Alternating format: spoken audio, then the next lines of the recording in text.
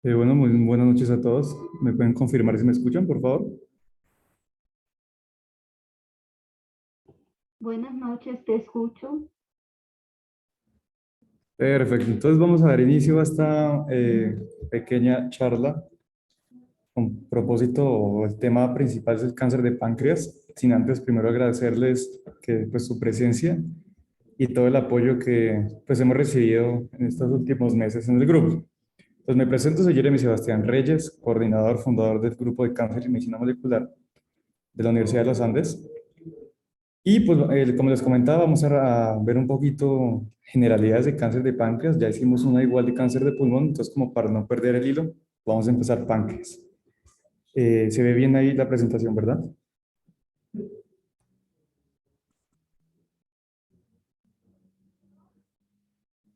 ¿Y me puede confirmar, por favor? Sí, está Se ve bien. bien. Listo, perfecto. Entonces empecemos. Bueno, claramente no presento ningún conflicto de interés. Lo único, pues, los grupos de interés en cáncer y medicina molecular, pero de resto no tengo ningún conflicto. Entonces empecemos. ¿Qué es el cáncer de páncreas? Es una enfermedad en la que hay proliferación de células neoplásicas en el páncreas. Creo que eso es muy intuitivo para todos, ¿no? Esta se caracteriza por un rápido crecimiento, una extensión de estructuras adyacentes y distantes, denominada metástasis, término que muchos hemos escuchado. Y es muy importante este tipo de cáncer, ya que el 5% de las personas con esta patología sobrevive hasta 5 años. Entonces la mortalidad es muy alta, como vamos a ver posteriormente. Epidemiología. Representa el 2% de todos los casos a nivel mundial de cáncer y es la cuarta causa de muerte en Estados Unidos. Es más frecuente, una prevalencia más alta en hombres entre 40 y 60 años y más que todo de raza negra. Como vemos en la imagen de la derecha, esto es del 2009, de la Sociedad Americana de Cáncer, y tenemos que el cáncer de páncreas, pues digamos que representa solo el 10% en hombres, y en mujeres también un 3%. Sin embargo, si vemos la siguiente imagen, que es de mortalidad, vemos que es una realmente de las más altas, por ejemplo, en hombres, seguida de cáncer de pulmón, próstata, colon y luego páncreas, y en mujeres, pulmón, mama, colon y recto, también páncreas. Entonces, importante que así no sea muy prevalente, tiene una muy alta mortalidad y un pronóstico muy malo realmente. ¿Qué factores de riesgo tenemos? Tenemos ambientales, estilos de vida, demográficos y genéticos u otras condiciones clínicas asociadas. Dentro de los ambientales o estilos de vida tenemos el tabaco, que es el principal, el 30% de los casos, no solo en cáncer de pulmón, sino también en cáncer de páncreas y muchos tipos de cánceres realmente. La dieta alta en grasas y carbohidratos, el alcoholismo, dado por la pancreatitis crónica, que conlleva pues por el alcoholismo, y también se ha visto asociación con exposición a pesticidas. Importante recalcar, y más para los que somos acá de Colombia, un factor protector que todos los días hacemos uso nosotros es el café, y ojalá sea colombiano, ¿no? Demográficos. El 80% de los casos son en personas de entre 60 y 80 años. Hay una relación 3:1 con mayor pues, prevalencia en hombres, como les comentaba, y es 2 veces más frecuente en raza negra. Genéticos y otras condiciones clínicas tenemos que el cáncer pancreático hereditario y la pancreatitis crónica hereditaria, el síndrome de Potts-Jeger, el síndrome de Lynch y el síndrome de ataxia-telangiectasia están muy relacionados con este cáncer de páncreas. Sin embargo, representa solo del 5 al 10% de los casos. Eh, la obesidad, ¿cierto? O sobrepeso dado por unos hábitos alimenticios pésimos, nos aumenta el riesgo de tener este tipo de cáncer 2:1. Entonces tenemos 2 veces más de riesgo de presentar esta patología, esta neoplasia, que una persona que no tenga estos hábitos. Y antecedentes como esto, digamos, la relación no es tan fuerte, sin embargo, vale la pena mencionarlo porque si han habido casos, y es que antecedentes como gastrectomía parcial y colecistectomía se han asociado con llevar a este microambiente proinflamatorio, muy característico del cáncer, y pues desarrollar cáncer de páncreas. Sin embargo, no es muy alta su relación. La carcinogénesis a nivel molecular, que es como lo que nos gusta en el grupo, ¿cierto? Tenemos el KRAS en el cromosoma 12p, y este es el oncogen más comúnmente comprometido en el cáncer pancreático. Si hoy todos nos llevamos que el KRAS es el oncogen más comúnmente comprometido en este tipo de cáncer, ya creo que tenemos un gran avance, yo quedaría muy feliz. Y esto se produce por una mutación puntual en el 80 al 90% de los casos. El CDKN24, o el más conocido P16, que lo escuchamos en todos los tipos de cáncer, que ubicado en el cromosoma 9P, se encuentra inactivado en el 95% de los casos. ¿Por qué está inactivado? Se preguntarán. Porque es un gen oncosupresor. Entonces, si el gen oncosupresor está inactivado, significa que tenemos, por lo menos por esa parte, vía libre para la proliferación tumoral, ¿cierto? Entonces, por eso está inactivado en este caso. El SMAT4, o gen supresor de tumor, claramente también está inactivado, pero en el 55% de los casos, y esto, digamos, que está regulando la señal TGF-beta. Y por último, nuestro P53, supremamente conocido desde hace muchos años y en todos los tipos de cánceres. De hecho, la alteración en el P53 ya es un marcador de mal pronóstico. Ubicado en el cromosoma 17P, están activados en el 50 al 70% de los casos. Pero quiero que nos llevemos todos lo del CARRAS, ya que está en el 80 al 90% de los casos mutados. La patogénesis, empezamos con pues, el epitelio normal, ¿cierto? Células del ducto. También tenemos, bueno, luego se genera una neoplasia intraepitelial de bajo grado, dado por Carras, que se los mencioné anteriormente, y esta en activación de P53, que es marcador de mal pronóstico, nos lleva a una neoplasia pancreática intraepitelial, pero ya más de alto grado. Pues vamos mal. Y por último, pues llegamos, en este caso, ¿no? En todos los casos llegamos al adenocarcinoma ductal pancreático. Esa es como la patogénesis en sí, muy por encima, pero vean que está presente mucho del Carras y la P53 que les mencioné anteriormente. La clasificación macroscópica, el 65% del cáncer de páncreas se da en la cabeza del páncreas. Sin embargo, pues tenemos cuerpo y cola del páncreas en el 20% y de forma difusa en el 15%. Entonces tenemos el 65% en la cabeza del páncreas, 20% en cola y cuerpo y el 15% es en nivel difuso. Entonces, dos puntos claves para hoy: Carras y cabeza del páncreas. ¿Listo? No llevamos muchos, muy fácil de aprender, pero muy relevante en sí. La patología. Estas neoplasias pueden ser endocrino, pues de carácter endocrino o de carácter exocrino. Endocrino solo el 5% y exocrino el 95%, realmente, pues la gran mayoría, ¿cierto? Tenemos diferentes sitios de origen, del origen acinaro, de las células acinares, son el 80%, ductales el 15% y endocrino 5%, dado pues por lo que les mencioné anteriormente. Los tumores menos diferenciados pueden dar lugar a glándulas tumorales con atipia leve y baja actividad mitótica. Y esto va muy de la mano con algo que les voy a mencionar, que en esta diapositiva, que es la diferencia entre tumores exocrinos y tumores endocrinos. Entonces recuerden que exocrinos es el 95%, endocrinos es el 5%. Dentro de los exocrinos, dentro de ese 95%, tenemos al adenocarcinoma ductal. Y yo creo que muchos hemos escuchado en las rotaciones de nuestra práctica clínica, en muchos artículos, al adenocarcinoma ductal, porque realmente es muy prevalente y es muy como mal pronóstico, ya les muestro por qué. Tenemos también el carcinoma de células en anillo, que es del 2 al 3%, el carcinoma adenoscamoso, el mucinoso papiliar intraductal, puede ser invasivo o no invasivo, 2 a 3% respectivamente, y el cistadenocarcinoma mucinoso, que es solo el 1%. Quiero que por favor tengan la palabra de mucinoso, derivada de la mucina, ¿cierto? Que va a ser relevante para las siguientes diapositivas. En los endocrinos tenemos el gastrinoma, asociado al síndrome de Zollinger-Ellison, el glucagonoma, pues de glucagón, y el más frecuente, el neuroendocrino, el insulinoma. Entonces, paciente que tiene niveles muy elevados de insulina, se le puede empezar a sospechar este tumor neuroendocrino. Tenemos también la neoplasia endocrina múltiple tipo 1, o síndrome de Werner, y el somatostatinoma, perdón. Claramente tenemos diferencias entre tumores malignos y con malignidad limítrofe. Entre los malignos, el carcinoma de células ductales, carcinoma papilar mucinoso, el carcinoma adenoscamoso, el de las células acinares, el carcinoma de células en anillo de sello y el carcinoma indiferenciado. Y aquellos que poseen malignidad limítrofe, tenemos el tumor quístico mucinoso con displasia, el tumor intraductal papilar mucinoso con atipia y el tumor sólido pseudopapilar. Entonces tenemos endocrino, exocrino, Carras, y tenemos malignidad y malignidad límites. Ya con eso vamos 3 puntos importantes. El adenocarcinoma ductal queremos presentar por lo que es el 90% de estos tumores malignos del páncreas. Y los cambios histológicos generan una dilatación de los conductos pancreáticos, atrofia y fibrosis del parénquima pancreático. Este adenocarcinoma de páncreas forma parte del complejo periampular, dado por el 80% de este complejo es carcinoma de cabeza de páncreas, 15% de la papila duodenal y 6% de la vía biliar y duodeno. Esto casi no se habla de la papila duodenal.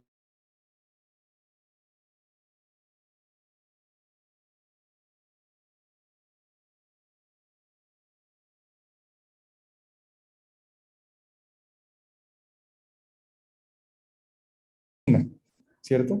Con acumulación de las luces glandulares. Esa es la relevancia de la mucina que les mencioné anteriormente.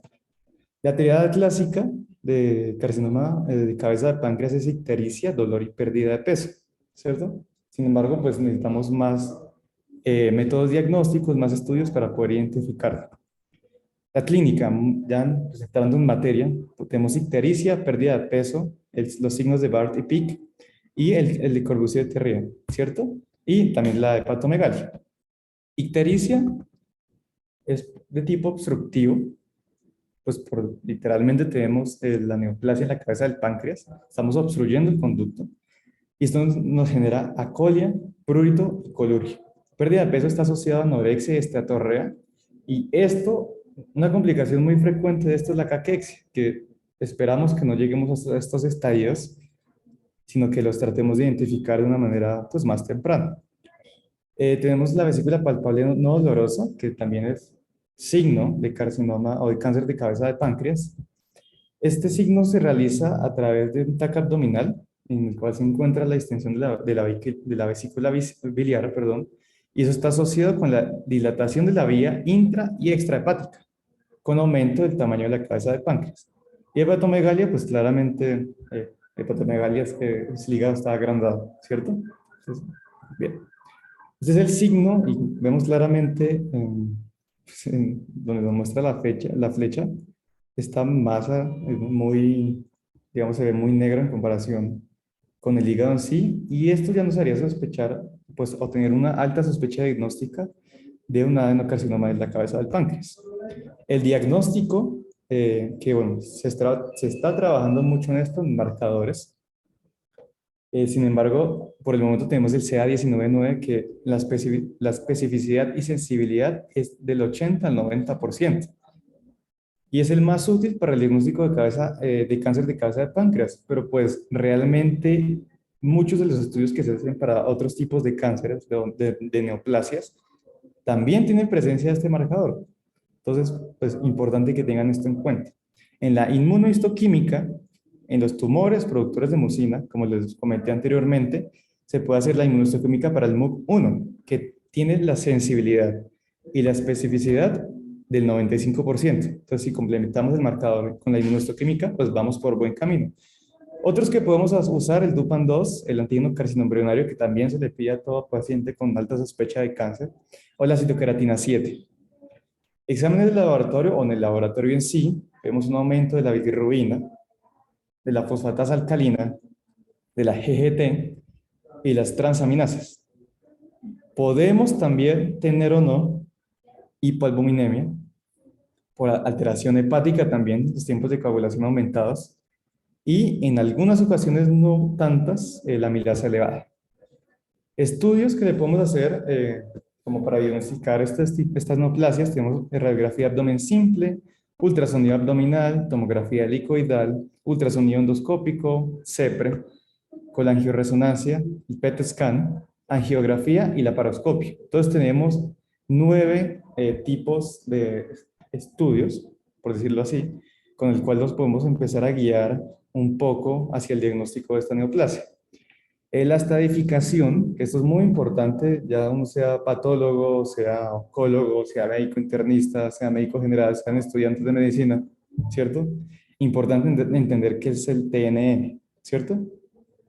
En el estadio 1, dado por el T1N0, que es tamaño 1, pero sin ganglios o nódulos, la extensión está limitada al páncreas, pero es menor a 2 centímetros, y la supervivencia a 5 años es del 20%.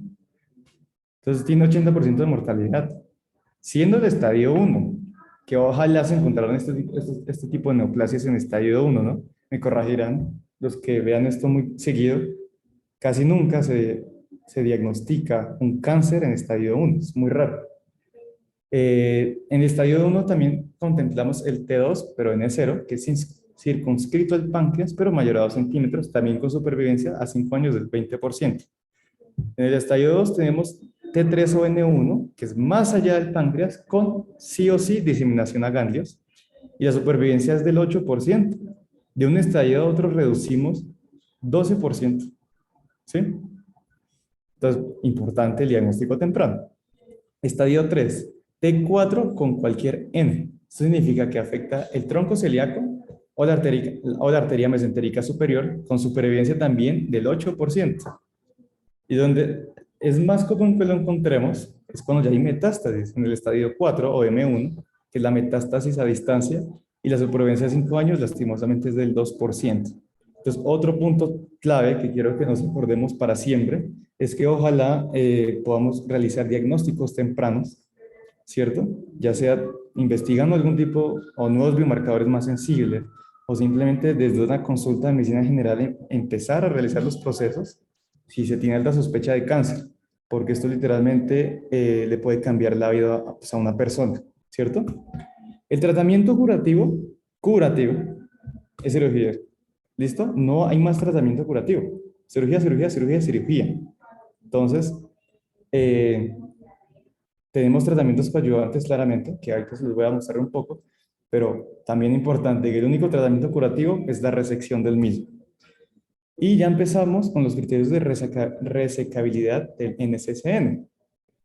Primero, vamos a empezar por este, que es cuando son localizados y resecables. Eso significa que son sin metástasis a distancia, cuando hay ausencia de la distorsión, trombosis tumoral o invasión de la vena mesentérica superior o vena porta en estudios radiográficos, o presencia de planos de grasa alrededor del tronco celíaco y la arteria hepática. Hasta ese momento son de carácter localizado y resecables quirúrgicamente. Entonces lo estamos curando.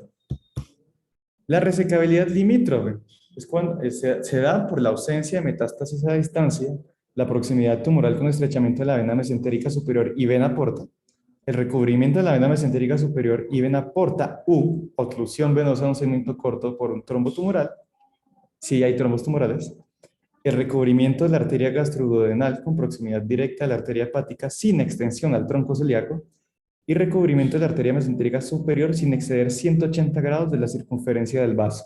Eso es cuando hay resecabilidad limítrofe.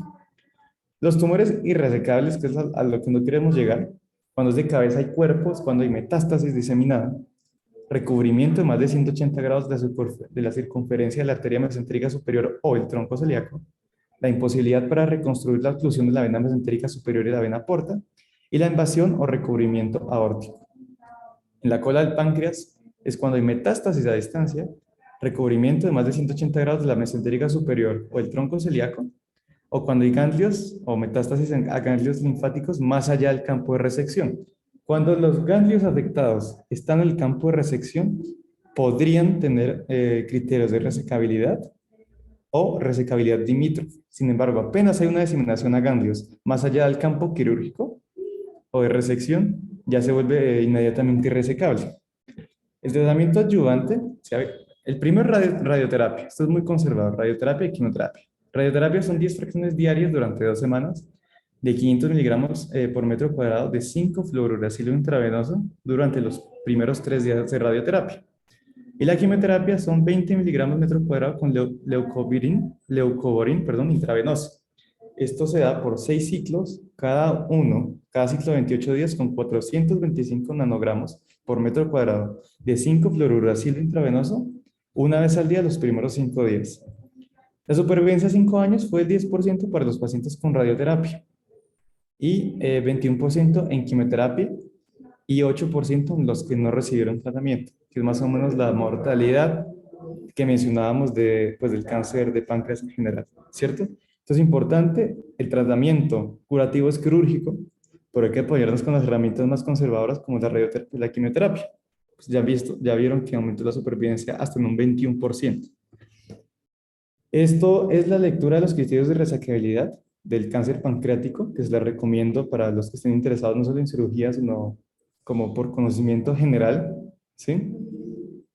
Y bueno, luego hablamos de las líneas que sacamos del grupo también de cirugía, aprovechamos. Pero listo, esta es la lectura recomendada y este es el artículo recomendado que es de 2020, ¿sí? Del 3 de julio de 2020 realmente es muy actual, en donde todos estos temas como de introducción que les di los especifican mucho más y si les queda alguna duda, pues o no la podemos discutir en alguna sesión o si tienen una duda muy puntual, pues los invito a que lean este artículo. Es muy completo, son muchas páginas, sin embargo, vale mucho la pena. Conclusiones y mensajes para llevar a casa, no nos demoramos mucho. Yo entiendo que esta hora es crítica para muchas personas, entonces por eso necesita más largo. Es que si se aprenden, o bueno, si entendieron la presentación y tienen estos tips muy claros, ya es ganancia para el grupo y para cada uno de ustedes y para mí. Primero es que es un rápido crecimiento. Tiene un 5% de sobrevida sin tratamiento. Es más frecuente en hombres de 40 a 60 años.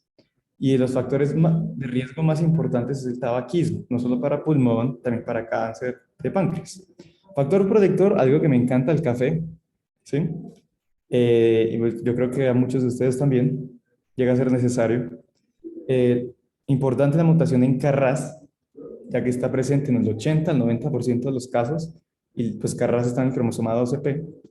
Recordar que el carácter exocrino es del 95% y endocrino del 5%. La triada, ictericia, pérdida de peso y dolor. Y el tratamiento curativo es cirugía, dado por los criterios de resecabilidad que les mostré o que pues pueden buscar más a detalle en la lectura recomendada. ¿Listo? Esta es la bibliografía. Fueron 5 artículos. Bueno, primero espero hayan entendido, hayan aprendido 8. No sé si tengan alguna pregunta de la presentación.